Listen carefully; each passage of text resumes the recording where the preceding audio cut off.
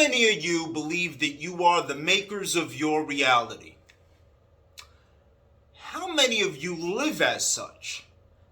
It's an easy concept to philosophize.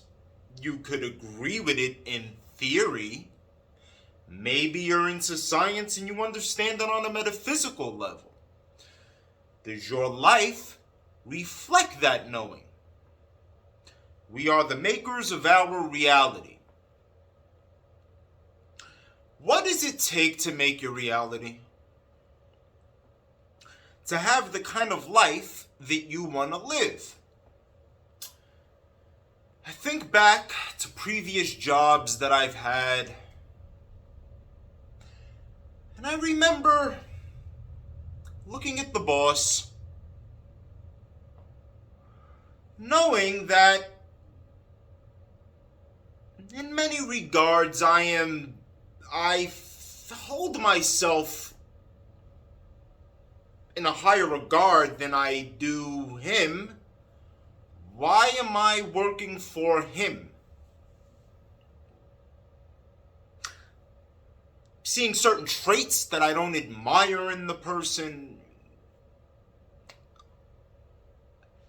How am I here working for this person? Many of you are in that same situation now.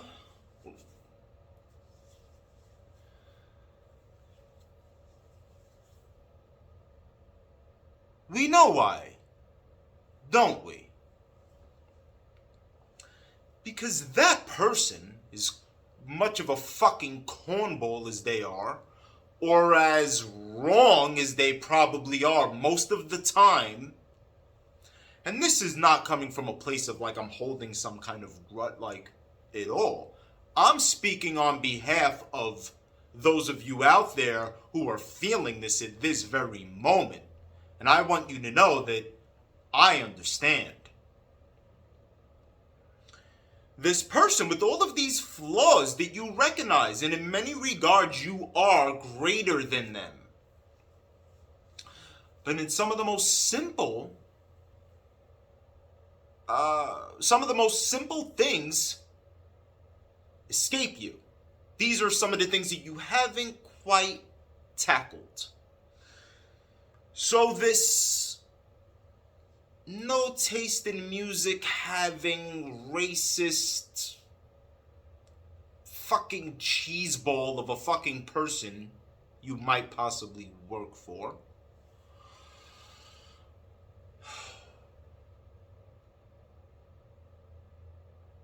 has something you do not have.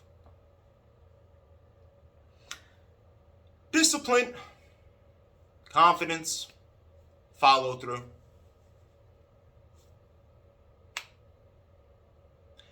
These simple things have kept you at a level you should not be at. You get the idea and the feeling, I'm too good for this. Guess what? You're right. Doesn't mean that just because you know you're too good for something, you will automatically advance. Wouldn't that be nice? So,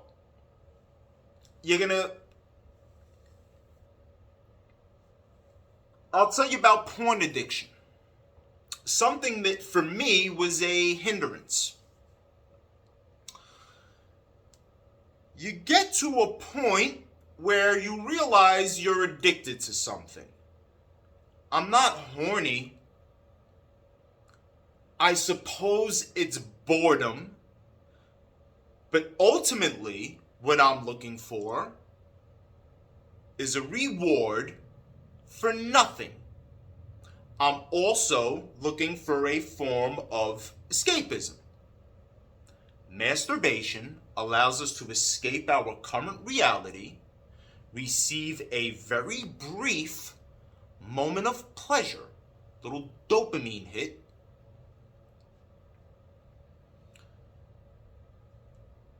a reward for not a free reward, a reward for nothing. You could see how this could become addictive. I found myself getting to a place where I don't even feel like doing this anymore. Why am I still bringing myself to do it? Almost as if I don't want to lose I don't want to lose my desire to make sure I can still desire something.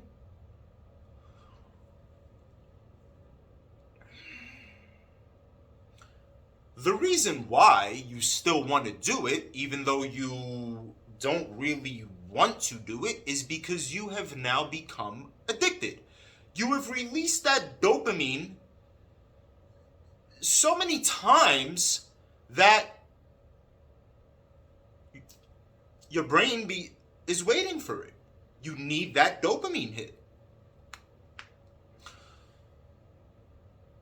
That's one form of procrastination, because there's other things you could be doing while you're doing that. So you got procrastination, you got escapism, you got pleasure chasing.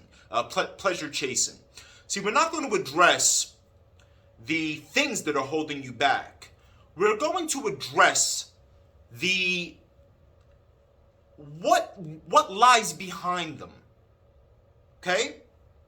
Because the thing that lies behind them is what's going to be common in every self-defeating endeavor that you take part in.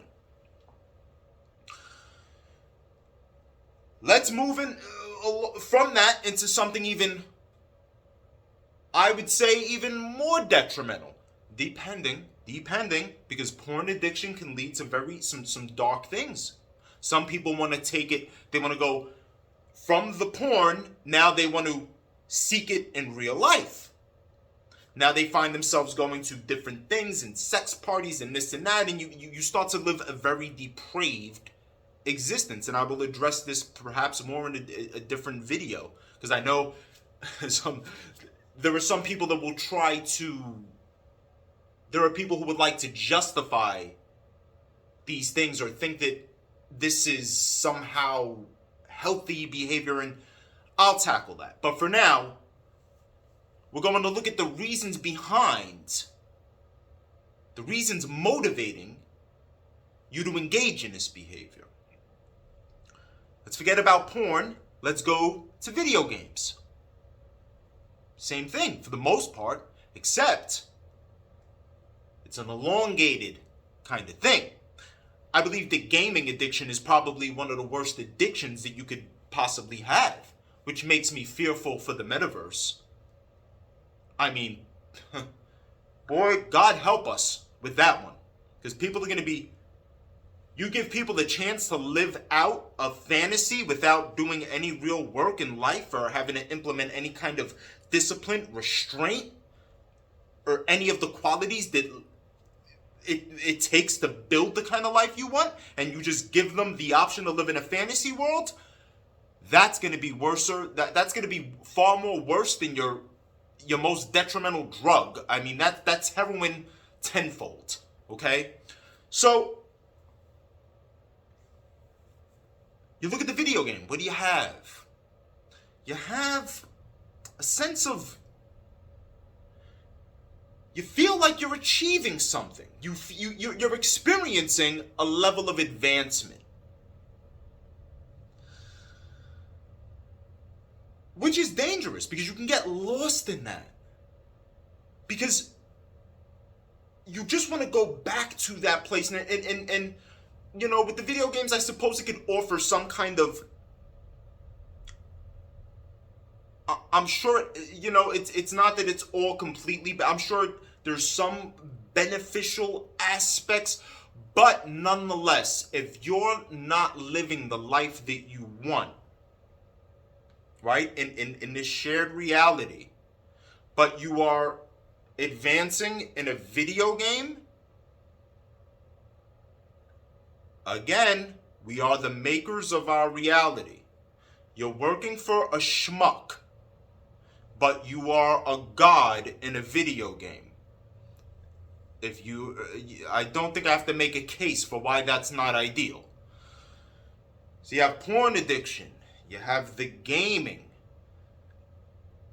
females chasing females or females chasing men. You're looking for validation. You're looking for some kind of self-worth. The man who wants to have sex with all of these different women, it's not just because he's horny. There's something behind that. He needs to feel important. It's even deeper than that. There's some issues that are driving that. But without getting too deep, because I don't even think it's necessary, the bottom line becomes this. One or two things have to take place. One, you wear it out. You exhaust it to the point where it's just no longer appealing. It becomes hard for you to even bring yourself to this place because you've gotten so tired of it. It's one option. The other option is you make a conscious effort to rise above it. The best way to do that is to start bringing positive things into your life. Start giving yourself more things to do. Give yourself something healthy. Something that you can feel that you achieved something. Something that you will have something to show for. You know? If you want to devote yourself to video games, perhaps you can make a career out of it. That's a different thing. I'm talking about the vices we have that prevent us from being the greater version of ourselves. Any form of escapism, I believe, is problematic. This is why I've stopped drinking. I don't have a problem with alcohol. I could drink one night and not drink again for a month, a year. I have no problem with it. Or I could go, I'll just do it every other weekend. I'll do it when I go to this place. The whole moderation thing. What benefits am I getting from this? Ooh, I feel nice for a moment. I'm done with feeling nice for a moment. How about I not feel good for a moment? So, for many moments, let me not feel good and put in the necessary work, and the work that I put in makes me feel good, but let me for this moment choose purpose over pleasure. And when all is said and done, I'll have many moments of feeling good. Instead of, let me escape for a moment, feel good, and come back to the reality that makes me feel like shit. Only to look forward to the next moment where I get to escape my reality. This is the life of the average person. Now, what do we see when we examine the average? I've never been the average person, and it's not anything against the average person. I'm just saying, I don't fit well into these boxes. I never have. I don't belong in a job. It's like trying to fit a shark in a fishbowl. I'm too good for it. Sorry. The end.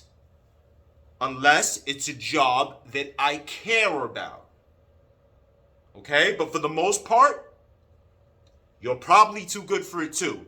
Now, that's not to say that it could serve a purpose. It could be a means to something. I'm not saying that, maybe you gotta get a job real quick and save some money. You understand where I'm coming from. But if you find that you are engaging in self-defeating activities and it's preventing you from elevating outside of this job that you are better than, it's a different scenario. So, fucking getting lost here. Where am I?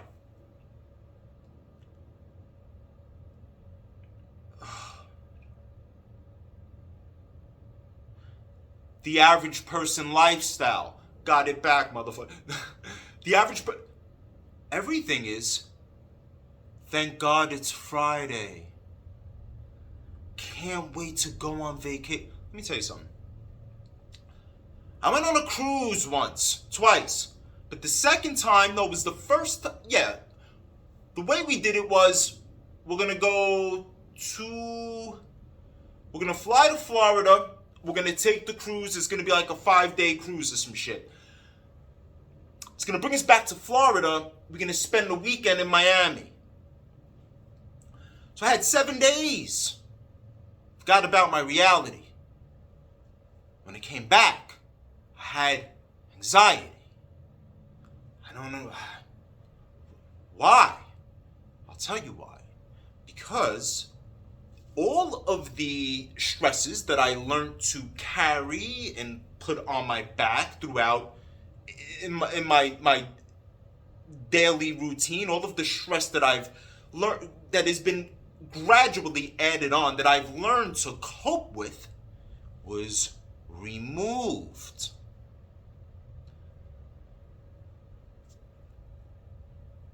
Not the problems were still there, but removed from my mind, but still present in my life. So once I returned from the fantasy, the stress that I have accumulated gradually comes back all at once. You wonder why? You're anxious. Because you didn't alleviate any of those stresses. You didn't do anything in your personal life to no longer have these problems. You just got away. And this is I need a getaway. I need to get away. Why do you... Fuck the getaway. Fuck the getaway. There are people who have lives.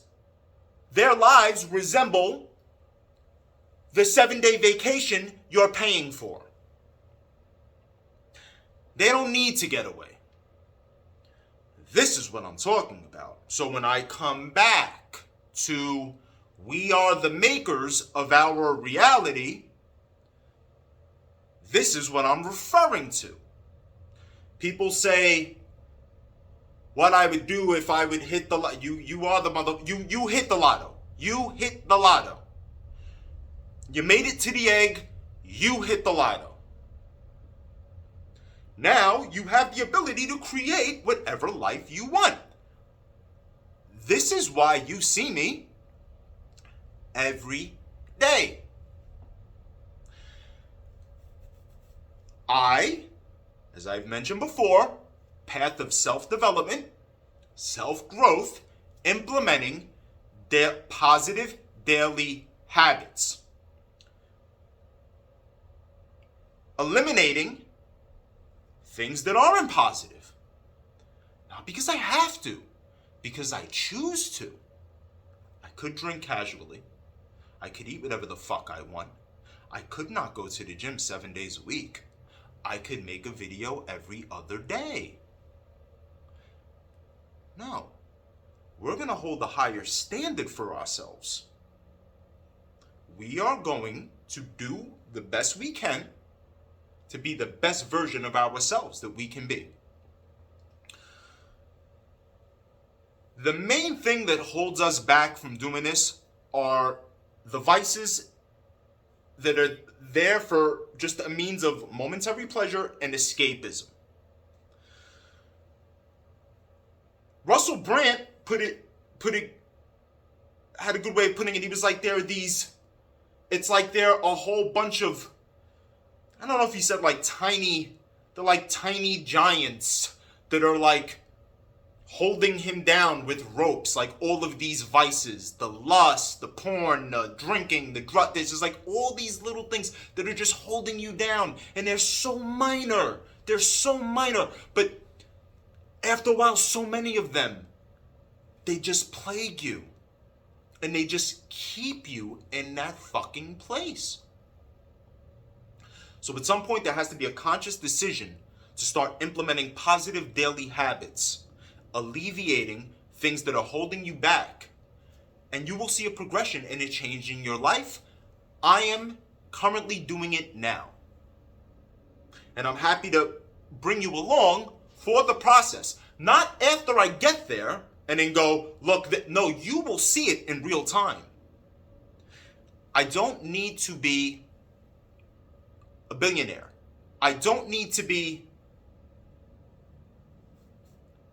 financially.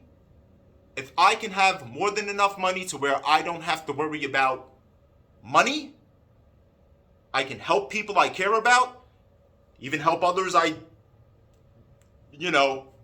don't necessarily care about or know, or I shouldn't say not care about, but you get what I'm saying, have enough to be giving, and I get to do what I love, I won. I'm not on a mission to be the richest man in the world. Fuck the money. The money is a byproduct of us just being the best person that we can be. It's not about the money.